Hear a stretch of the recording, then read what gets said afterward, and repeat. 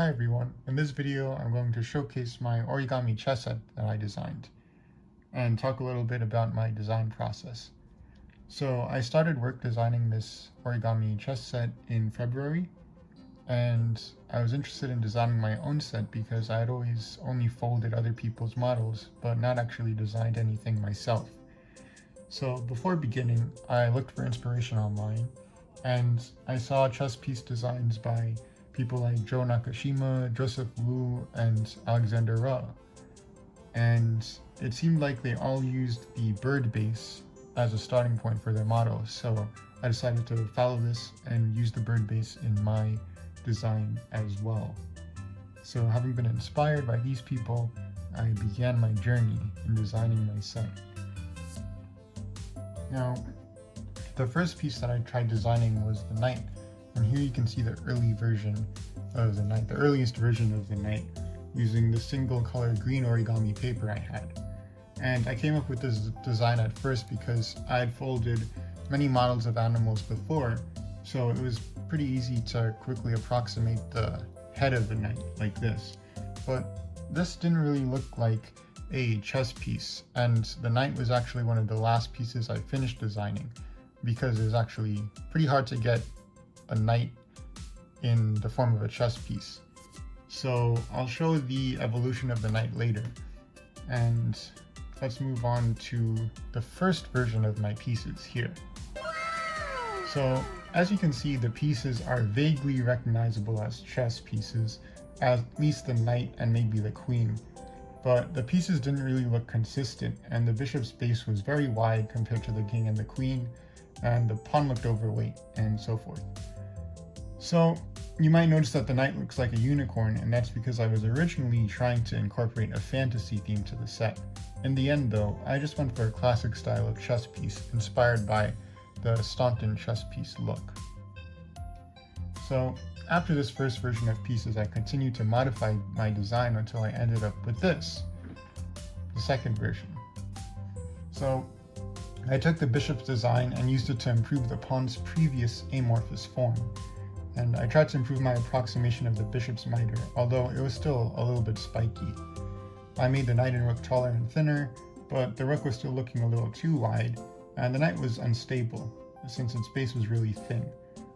And the pawn now had the wide base of the bishop, which I wanted to get rid of. And I eventually did, but not in the very next version, which looked like this. Chess Pieces version 3. So I didn't change the pawn in this version.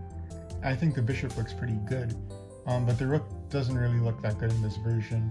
And in later versions, I made the rook less boxy, and I added emphasis to the tower crenellations. So the knight looks less wispy here, but it was still pretty unstable.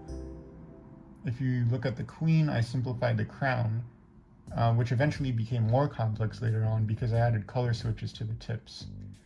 And for the king in this version, I made a cross on the top instead of the curved half crown he was wearing in the earlier versions. And in this version, I placed his bird base upside down, which is why he's so much taller than the queen in this version.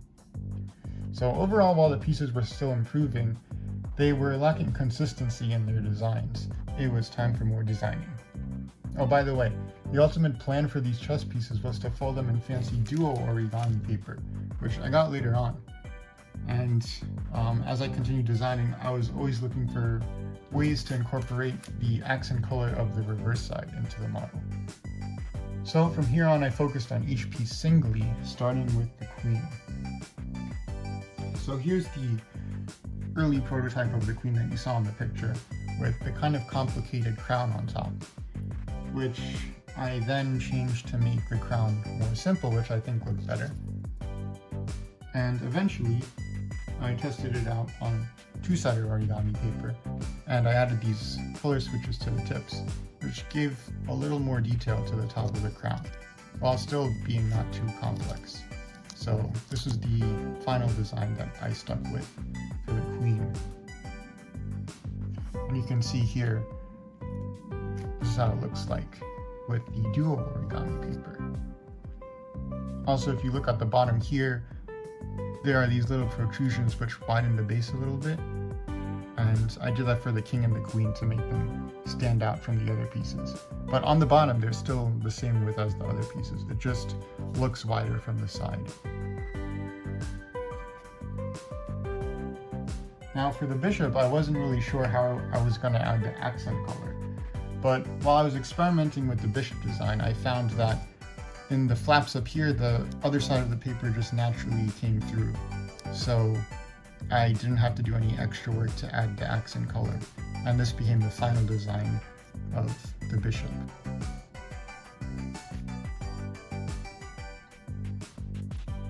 Now for the rook, you saw in one of the earlier designs how I had a flat top, but what I decided on instead was using the 4 points of the bird base to make these tower crenellations in here. And I think this gives the rook a distinct look. And the accent color, like in the bishop, comes through along the flaps here. So this is what the rook ended up looking like. You can see this is how it looks like with the red color.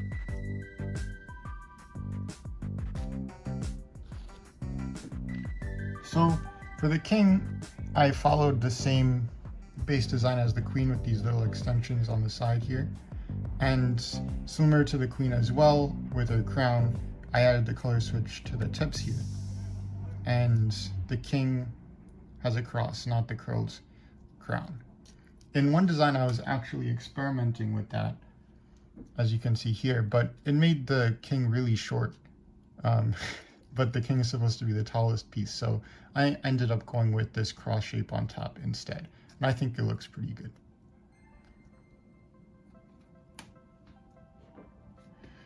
Now, after I finished designing the king, I spent a very long time trying to design the knight, and you can see a picture here of the knight's evolution.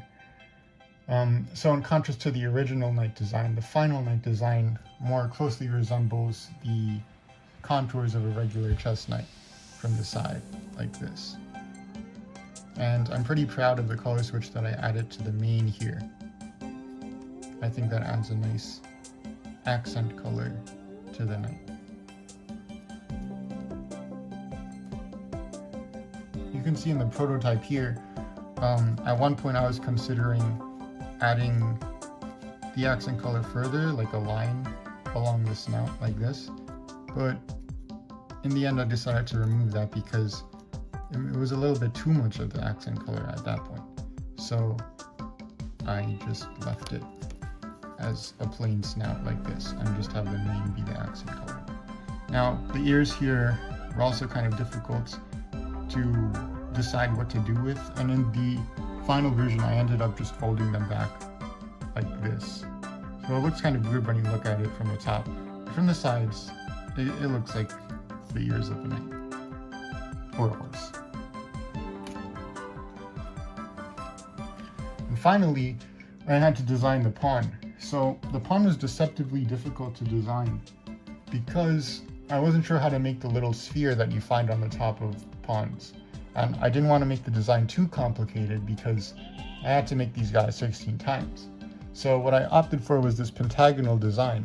And you can see the prototype over here, which I think approximates the sphere on top of a pawn pretty nicely. And the ridges that you see here look like the ones found on the bishop, which adds consistency to the set since the pawn looks like just a littler version of the bishop, which it is in the design because the bases are exactly the same. It's just the tops that are different.